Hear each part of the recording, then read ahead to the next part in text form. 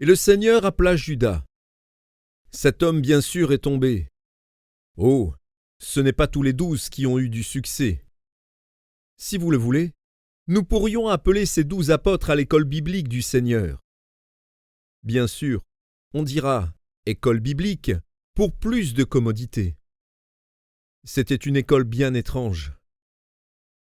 Son président est un homme qui n'est jamais allé à l'école lui-même, toutefois, pas non plus dans une école de théologie.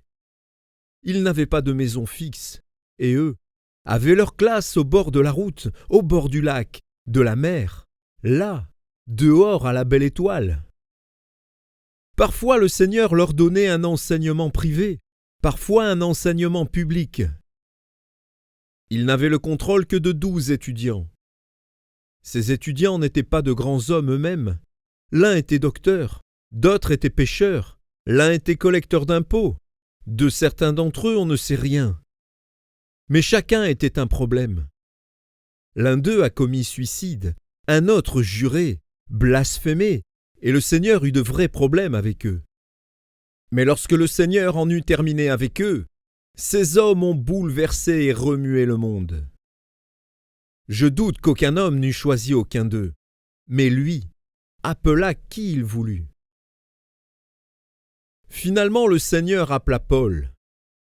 Paul fut le dernier. C'est lui qui vint en retard. Il dit de lui-même qu'il naquit hors de saison.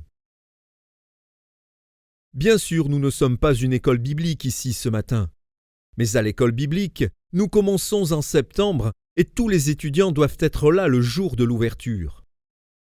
De temps à autre, il y en a qui arrivent 1 ou 2 semaines en retard. Paul est entré en retard à l'école. Bien sûr, il avait des raisons. Nous le comprenons. Certains d'entre vous étiez à Rouen en même temps que moi. Alors je vous ai dit que je pensais que Paul remplaçait Judas dans le programme de Dieu.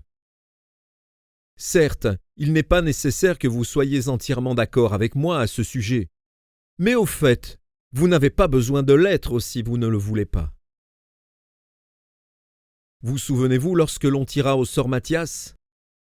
Pierre a rassemblé les disciples et il dit « Nous devons faire quelque chose dans la situation présente. Il devrait y avoir 12 apôtres et nous ne sommes que 11. Je propose que nous fassions une réunion d'affaires. Votons ensemble. » Qui n'a jamais dit à Pierre d'élire un apôtre? Moi, je suis sûr que c'était l'idée personnelle de Pierre. Il dit « Alors, mes frères, nous avons 2 candidats pour être apôtres. Maintenant, il faut que nous demandions la direction divine. Que quelqu'un nous conduise dans la prière. » Et ainsi ils prièrent. « Seigneur, montre-nous lequel des 2 tu choisis. » Mais qui a dit à Pierre que Dieu avait choisi l'un d'eux? Où a-t-il trouvé cette idée-là? Il l'a présumée. Maintenant, c'est le moment du vote. Jetons le sort et voyons sur qui il tombera. Que chacun prie, que chacun regarde vers le Seigneur. Nous voulons qu'il dise son mot. Mes frères, puis-je vous présenter le dernier apôtre? Voici Matthias. Je ne nie pas le fait qu'il ait été un brave homme, mais après son élection, vous n'entendez plus parler de lui. Mais vous apprenez bien des choses concernant Paul. N'est-il pas clair que Dieu a appelé Paul à la place de Judas? Je crois pouvoir vous le prouver. Une fois, Paul dit lui-même qu'il est le dernier apôtre. Et à un autre moment, « Moi, Paul, apôtre, non de la part des hommes, ni par un homme, mais par Jésus-Christ. » Je crois qu'il pensait à Matthias. La dernière preuve que je vais vous donner est ceci. N'avez-vous jamais lu dans le livre de l'Apocalypse au chapitre 21 que la nouvelle Jérusalem avait 3 fondations et le nom des 12 apôtres était écrit sur ces fondations? Maintenant écoutez, si Matthias était apôtre, son nom doit y être inscrit. Alors si le nom de Matthias est écrit là, celui de Paul n'y est pas. Voulez-vous me dire que le nom de Paul ne sera pas écrit sur ses fondements? Ce serait incroyable! Dieu a édifié l'Église sur le ministère de l'apôtre Paul. Donc, Si le nom de Paul est sur ses fondations, alors celui de Matthias n'y est pas. Pour moi, cela constitue une évidence irréfutable. Paul est arrivé tard, mais il était choisi dans la souveraineté de Dieu. Retournons à l'évangile de Marc au chapitre 3 et le verset 13. Nous avons lu qu'il appela ce qu'il voulait. Nous devrions maintenant appliquer ces vérités dans la vie pratique. La prérogative du Seigneur est d'appeler des hommes au ministère et non pas la nôtre. Nous pouvons seulement reconnaître ceux qui l'appellent. Et si nous négligeons de le faire, cela n'enlève pas leur appel. L'appel demeure et subsiste. Il appelle avec souveraineté et choisit chacun en particulier. Il a choisi Pierre d'une façon particulière, de même Jacques, Jean, André. Voyez comme le Seigneur était précis dans son choix. Ainsi, il pourra dire « Je sais qui j'ai choisi ». Savez-vous que cela est une vérité magnifique? Savez-vous ce que cela signifie? Cela veut dire qu'avant que le Seigneur ne nous choisisse, vous et moi, il avait vu toutes nos faiblesses, aussi bien que nos capacités. Avant de nous choisir, il nous a pesés dans sa balance. Pesé nos défaites, nos faiblesses, nos forces, nos tendances vers les chutes, nos capacités pour Dieu. Il nous a choisis et appelés quand même. Je sais ce que j'ai choisi. Combien devrions-nous être reconnaissants? Ne vous êtes-vous jamais demandé si le Seigneur n'avait pas commis une erreur en vous choisissant? Non, il n'a pas commis d'erreur. Il dit « Je sais ce que j'ai choisi ». Il savait tout vous concernant, vous et moi, cela dès le commencement. Cela devrait influencer notre attitude envers nos frères dans le ministère. Que dit-on de celui-là? Celui-là, il a une faiblesse. Et cet autre, il ne réussit pas comme il le devrait. Il ne devrait peut-être pas être dans le ministère. Il faut faire attention. Le Seigneur sait et connaît ceux qu'il a choisis. Il savait même quand il choisit Judas. Une remarque encore. Dans l'évangile de Luc au chapitre 6 et au verset 12. Avant de choisir les apôtres, Jésus a prié toute une nuit. Il sortit et monta sur une montagne et là, il cria à Dieu. Et nous apprenons au verset 13 que ce n'est que le matin qu'il fit le choix des apôtres. Pourquoi a-t-il prié toute la nuit? Il voulait connaître la volonté du Père, choisir ses hommes à la pensée et à la soumission des plans de Dieu. Savez-vous que lorsque le Seigneur nous a choisis, vous et moi, il l'a fait en parfait accord avec la volonté du Père. Le Père a voulu que nous soyons choisis pour cette œuvre et pris en considération de son but. Lisons encore dans l'évangile de Luc, au chapitre 6 et au verset 16. Ici, nous avons le principe de l'accomplissement du plan divin. Pourquoi le Seigneur choisit-il Judas? Parce qu'il fallait que le reniement se réalise. À nouveau, nous découvrons là un principe. Judas était choisi en harmonie parfaite avec le plan de Dieu. Et ce même principe s'applique aux autres disciples. Ils ont été choisis en harmonie avec le plan divin. Et il en est de même pour vous et moi. Pourquoi le Seigneur vous a-t-il choisi? Pourquoi m'a-t-il choisi? Il accomplit cela en harmonie avec son plan. Dieu avait une pensée et un plan particulier en nous choisissant, et lorsqu'il nous choisit, vous et moi, il a considéré la pensée du Père. En retour, le Père a voulu que nous soyons choisis afin d'accomplir son plan. Il a appelé auprès de lui ce qu'il voulait. Il a fait son choix en parfaite harmonie avec le plan et le désir de Dieu, avec une entière soumission à sa volonté. Maintenant, retournons à l'évangile de Marc au chapitre 3 et au verset 13.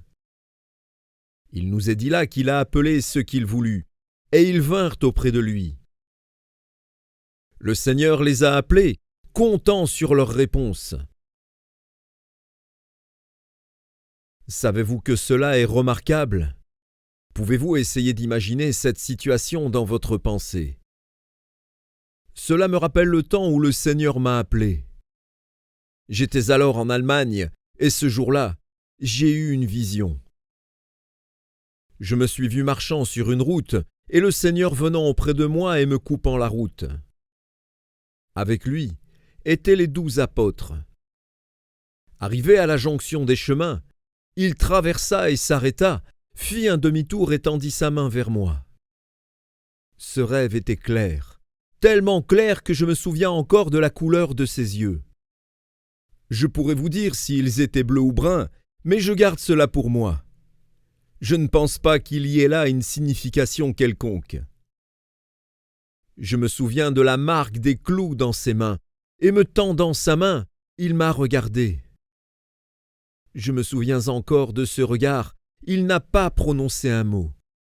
Mais l'expression de son visage me fit comprendre ce qu'il voulait me dire. Tout simplement. Veux-tu venir et me suivre? Je le vois encore tout en vous racontant ces choses.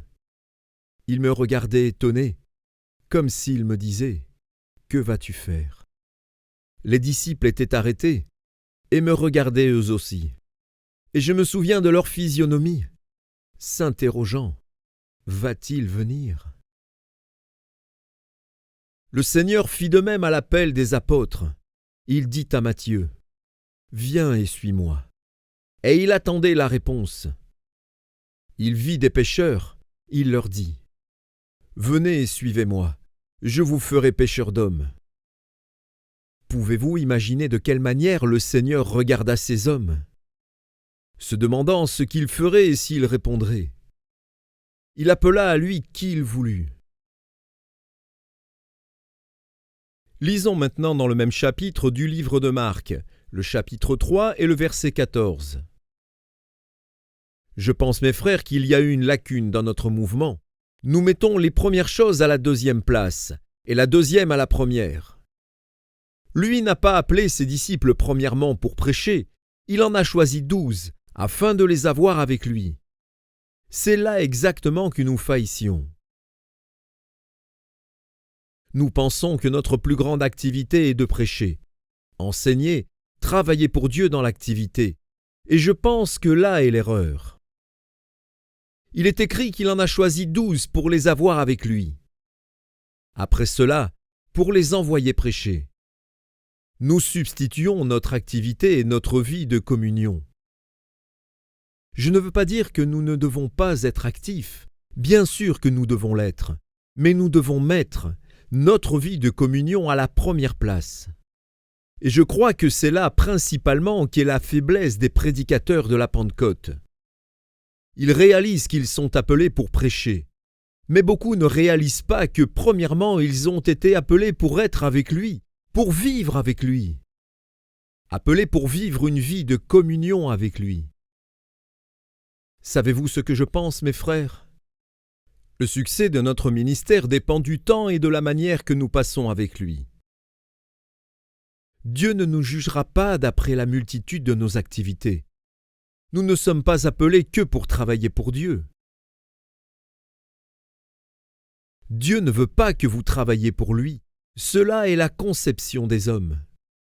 Savez-vous ce que dit Paul? Comme ouvrier avec lui. Il y a une grande différence entre ouvrier avec Dieu et travailler pour Dieu. Lorsque nous travaillons avec Dieu, nous travaillons en communion avec lui. Et nous ne pouvons travailler en communion avec lui que dans la mesure où nous avons la communion. Notre service de disciple doit être le produit de notre communion. Tout d'abord, ils ont été appelés pour être avec lui. Je pense qu'ici David peut nous donner un exemple magnifique. Hier, nous avons vu ensemble que David était l'homme selon le cœur de Dieu.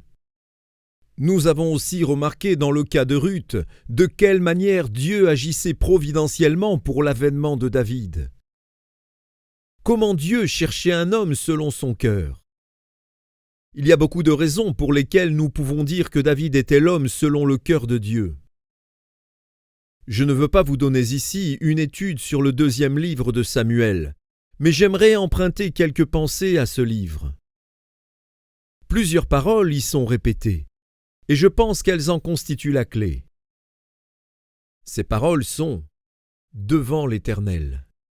Qu'est-ce que cela veut dire? Il est dit que David marcha devant l'Éternel. Il marchait conscient de la présence de Dieu. Il avait Dieu constamment devant lui. Voici quelques faits remarquables de ce livre de Samuel. Bien sûr, je mets cela en rapport avec ce que nous venons de voir dans le livre de Marc. David illustre très bien ce qui est dit dans ce livre. David vivait très conscient de Dieu. Voici ce que nous découvrons dans le 2e livre de Samuel au chapitre 2 et au verset 1er. David cherchait l'Éternel. C'est un fait remarquable. Lorsque David avait un problème, il allait vers Dieu. David n'ignorait pas Dieu, il le consultait. Vous vous souvenez d'un incident qui m'est arrivé la dernière fois que j'étais au milieu de vous? Depuis, je me suis servi de cet incident un peu partout dans le monde. Ce n'est pas cette année, mais l'an dernier. Je devais aller en Extrême-Orient, et mon plan était d'aller à New York en passant par le Pacifique. C'était le chemin le plus court. Passer par la voie de l'Europe aurait coûté beaucoup plus cher. C'est alors que le frère F m'a demandé si je pourrais revenir l'année suivante. J'ai dit « Non, je ne peux pas revenir ». Il insista alors en disant « Ne pouvez-vous pas faire quelque chose pour venir juste une semaine pour notre convention à Rouen ?»« Non, frère, je ne peux pas. Cette année-là, je dois aller en Extrême-Orient. Nous prierons pour cela. » Savez-vous ce que j'ai pensé? Je me suis dit « Vous pouvez prier si vous voulez, mais moi j'irai par la voie du Pacifique. » Je ne voyais pas de possibilité. J'étais à l'hôtel et au milieu de la nuit, le Seigneur me réveilla. Je m'assis dans mon lit et je dis « Seigneur, que désires-tu » Il me donna un verset biblique. « Ils n'ont pas attendu le conseil de l'Éternel. » Je savais ce que le Seigneur voulait dire. Il voulait dire que j'avais répondu non au frère F, sans attendre son conseil. Je dis « Seigneur, je regrette, mais je n'ai pas le temps matériel, je dois commencer mes réunions à Tokyo et je dois m'y rendre pour cette date. Venir par la voie de l'Europe me prendra beaucoup de temps et coûtera trop cher. Je ne suis pas millionnaire et ne vois pas comment il me serait possible de revenir en France. » Le Seigneur m'a donné cette pensée. Tu pourrais quand même aller à Tokyo en venant en Europe si tu passais par le pôle Nord. J'ai dit oui. La chose sera peut-être possible, mais qu'est-ce que cela coûtera? Le Seigneur ne m'a rien dit de plus. Le lendemain, le frère F m'a parlé. Il me dit « Frère, avez-vous prié ?» « Non, dis-je, mais j'ai reçu une réponse. » « Qu'avez-vous reçu ?» « Ils n'ont pas attendu le conseil du Seigneur. » Le Seigneur m'a grondé parce que je ne lui ai pas demandé son avis avant de vous dire non. Ne vous a-t-il jamais grondé? Moi, il m'a déjà réprimandé, mais d'une manière très gentille. Il m'a bien fait savoir que je ne m'étais même pas dérangé pour lui demander conseil. Alors je dis « Frère, il me semble que le Seigneur veut que je vienne, mais je ne vois pas comment. Le prix est très élevé. » « Combien cela coûte-t-il » ? « Je ne sais. Mais pouvez-vous le savoir ? » ? « Oui, je peux. » Je me suis arrêté à Paris pour connaître le prix du voyage. On me fit le calcul, cela coûtait 500 $. J'ai donné la réponse au frère F. C'est ainsi que je suis venu parmi vous la dernière fois. Le Seigneur nous a bénis, n'est-ce pas? Bien sûr, vous comprenez ce que je viens de vous dire. Je vous montre là la nécessité de consulter l'Éternel. David était un homme qui marchait devant l'Éternel. Maintenant, en principe, je consulte toujours l'Éternel, mais cette fois-là, je ne l'avais pas fait. Mes frères, cet incident relaté a été une bénédiction pour plusieurs. J'en ai parlé en Australie, au Japon, en Argentine, au Chili, au Pérou. Je l'ai dit encore dans d'autres lieux. Et cette expérience a été une bénédiction pour beaucoup de serviteurs au-delà des mers. Ainsi que le Seigneur vous bénisse d'avoir été en bénédiction pour les autres. Il nous est dit que David interrogea l'Éternel. Il a fait une alliance devant l'Éternel. 2 Samuel au chapitre 5 et au verset 3. David dansa devant l'Éternel. 2 Samuel au chapitre 6 et au verset 14. David jouait de ses instruments devant l'Éternel. Voilà, c'est ce 5e point auquel je pensais particulièrement. David s'assit devant l'Éternel. Mes frères, c'est là notre défaillance. Lorsque je dis « nous », je parle en général. Il y a bien sûr des exceptions individuelles. Pourquoi David fut-il un homme selon le cœur de l'Éternel? Il y avait plusieurs raisons. Une de ces raisons, il était assis devant l'Éternel. C'est une parole magnifique. David prenait du temps pour se tenir devant l'Éternel. Mes frères, nous sommes beaucoup trop pressés. Nous avons beaucoup trop de choses à faire et nous ne prenons pas assez de temps pour être avec Dieu. Parfois, dans l'accroissement de notre activité chrétienne, lorsqu'un tel accroissement est atteint, il y a moins de fruits. Une multiplication d'activités n'apporte pas toujours un résultat. Il y a un moment où plus nous faisons, moins nous accomplissons parce que nous ne passons pas assez de temps devant le Seigneur. Nous pouvons tellement multiplier nos activités que nous perdons notre communion avec Dieu. Alors nous perdons l'onction dans notre ministère, la pensée et la volonté de Dieu. Nous continuons à travailler de nous-mêmes et pour nous-mêmes, au lieu de travailler en coopération avec lui. David s'assit devant l'Éternel. Mes frères, vous et moi devons prendre du temps pour nous asseoir devant l'Éternel.